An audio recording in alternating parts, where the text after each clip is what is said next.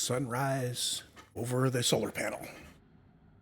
I have been working on a new airlock, and I'm in creative mode, so I've tried out a bunch of things, and I'm trying to reserve space for the, shall we say, second stage of the base. But I think this is a first stage, initial build friendly kind of a layout, and we're going to start out with reserving some stuff. First of all, the overall base design comes from the Venusian Gamer, where he has his airlock, and it's a 3 wide, a little bit of front porch, and then pressurized area heading off that way. And his moon layout, for some reason, he's heading his glassed area out toward the north. That's cool. What that means is that when we put down our eventual sensor for sensing the direction of the sun, it's going to go over the airlock, pointing out over the area that's not pressurized. Yeah. Okay. Because on the moon, the sun goes overhead, it's not a thing. I think if I were building this base on Mars, I would probably rotate it 180 degrees, just so that my greenhouse had that southern exposure. Even though, yeah, we're going to have to put in grow lights on Mars, yada, yada, yada. But, you know, because I'm that kind of a guy. And that would mean, of course, that our eventual sensor goes out the other direction. So what does that mean for the airlock on day 1? Ignore the fact that we're on day 3 in creative mode. This is all planning. What that means is I want to reserve this area right here above the airlock for the circuitry. And we've got a nice frame over here. We can stand a solar panel on it.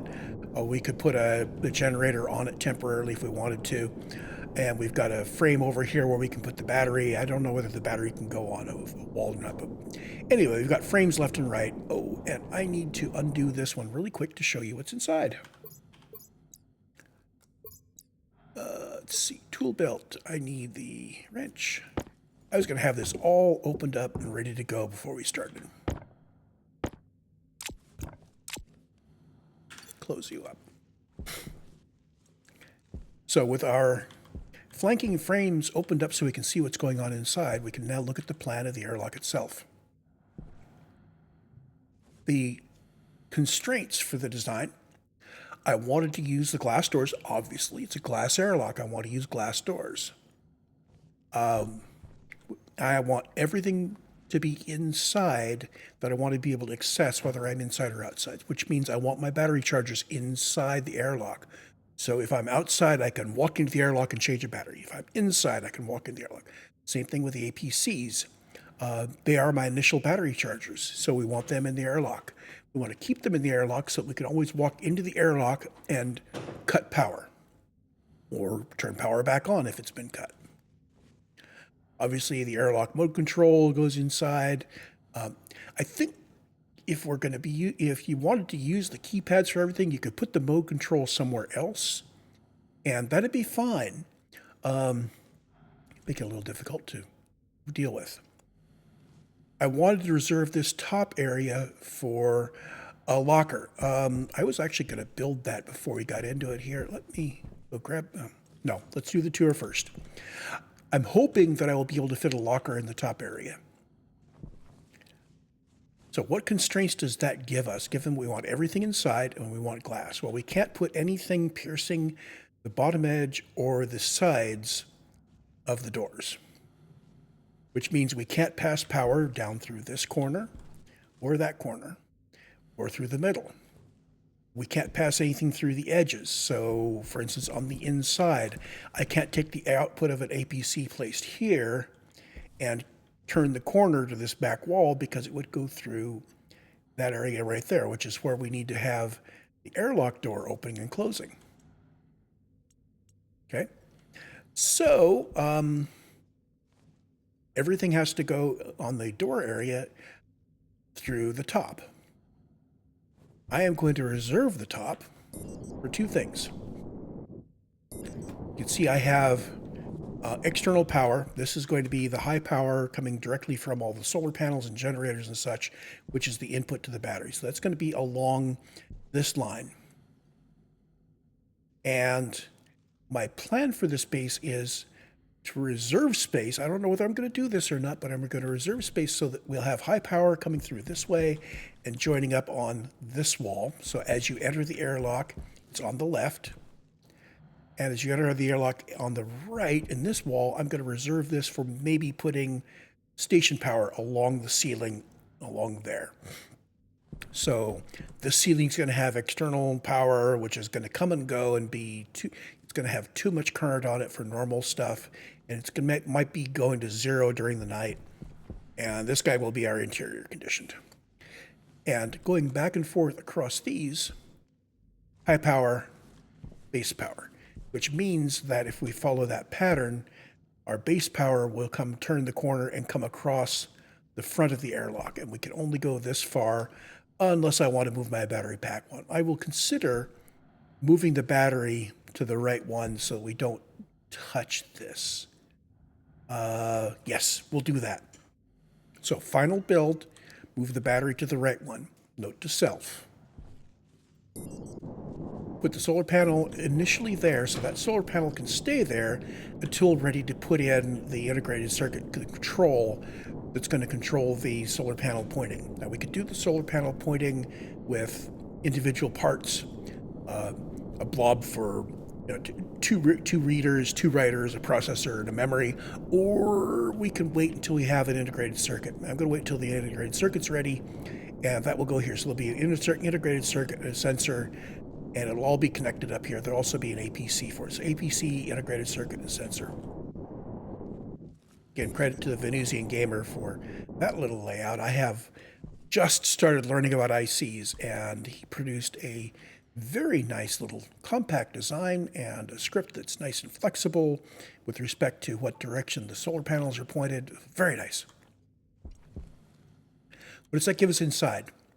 Got power coming down the left and across the middle. Since we can't pierce this vertical on the right, that means that our APCs need to point either up or down. We're going to point the 2 of them down. The middle one, this is going to go directly into the airlock. So this is the APC for the airlock. This is the APC for the base. It's going to come down and into this block over here, where we go outside and inside. So this is our base power being sent outside for now.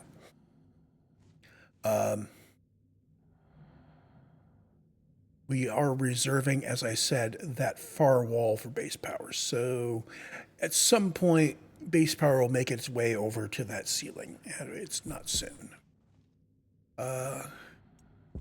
Inside, just wire this up however you want. But the important thing is to keep the vent low so that we can take the vent air and bend it around into the base while keeping this top area free.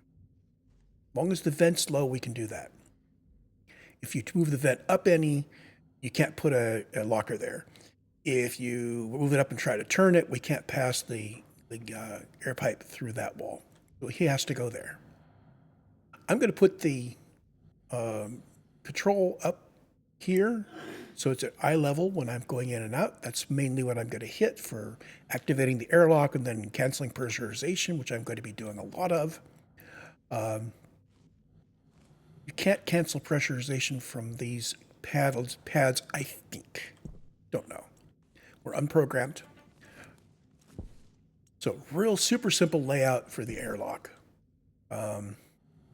As I said, the hard part was just working out how to get everything fit together so that we would be able to do this with glass walls and have everything inside. Quick review, power coming in, upper left-hand corner, okay, in the door, left wall, power comes in the upper left and across the middle, space above reserved for battery charger, which goes in later once we can build them. We can't build them early on. On the lower, we just drop in the battery charger that we're given, 2 APCs were given going top to bottom.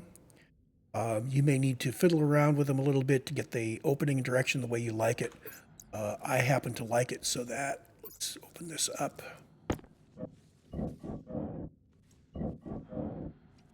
I like it so that these guys aren't going into the floor.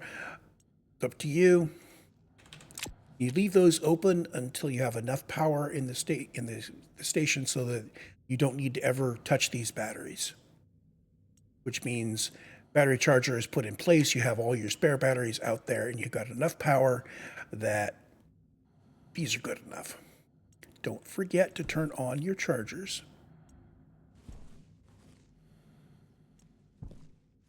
And powered signal for the airlock, so the metal APC to the airlock comes up to the control panel in the middle, vent lower left, airlock gas lower right. You could do whatever you want with the lower gas, but bear in mind, don't touch this area, this upper third of the right-hand wall as you go in the airlock, because we want to put in a locker there.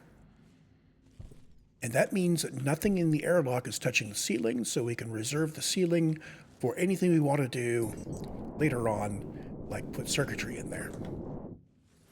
So base power, we've got this line right here. I'm considering this my main internal base, external base power supply. We've run it out here to where we're going to have a furnace. This guy, this generator, I'm using it, it's backup power early on, and then when you put the battery in, you can put in some coal. You don't need a whole lot. I think half a stack of coal. So I'd start with maybe 12 coal to start with instead of 25, and see how much it charges up this battery. Then from time to time, if you notice that the station battery is getting low, toss some more coal in. And you'll need to do that fairly frequently until you have enough solar panels up to power your base. Don't worry about it. There's a lot of coal. Lots of coal on the moon for some reason. So I think I have shown everything. There's our, we mentioned the pipes coming in. So you turn the pipe into this frame, which is why I've got the frame opened out. You need to build the frame and weld it once before you can put this stuff together. But then you need to take the welds apart to run the pipe. Okay. I will be trying to place the pipe without welding the frame at some point just to see if it can be done. Maybe you start from the bottom and work it up, you get the shape right, then you carve it apart. So again, you place the pipe somehow with this unwelded and re-weld it, place the power with this unwelded and then re-weld it, or place the power before welding it. And I just realized that because the area below this is empty, we have a potential for an alternate layout here.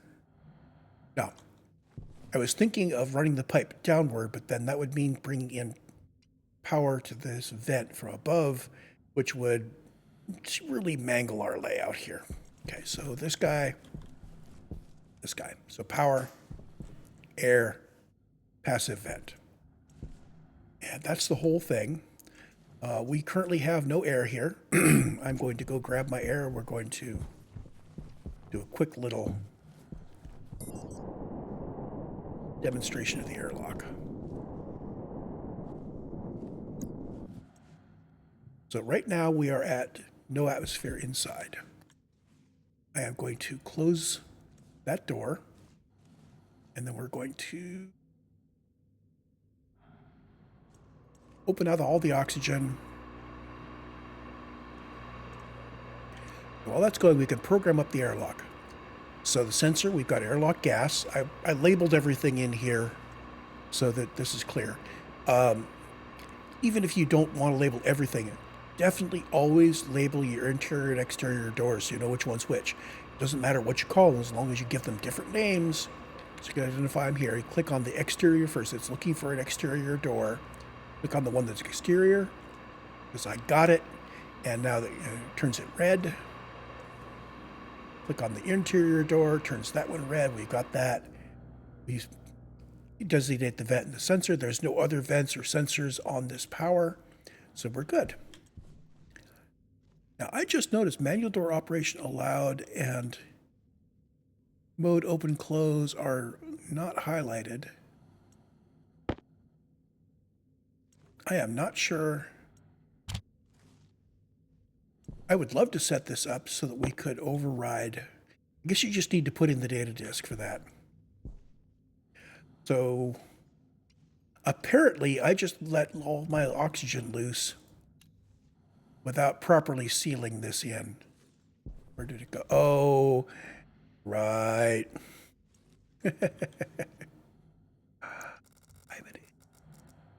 I am a complete bone idiot. You know what I forgot to weld up?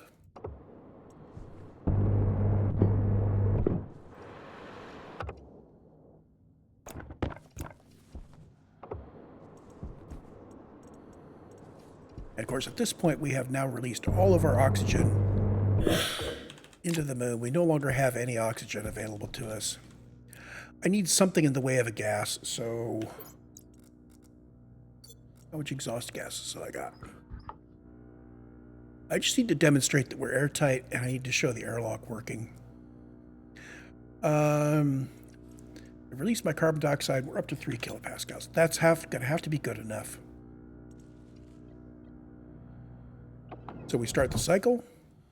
It depressurizes, and now we're outside at 0. Start the cycle again. It's going to slowly repressurize. I think the pressurization rate is proportional to how much gas is out there. And I think it takes a certain amount of time to do it. We can cancel and it will just open and poof, here we are. Back in our pressurized area with all the 3 kilopascals of carbon dioxide. But there you have it. And that's my glass door airlock. All ready to go. Boom.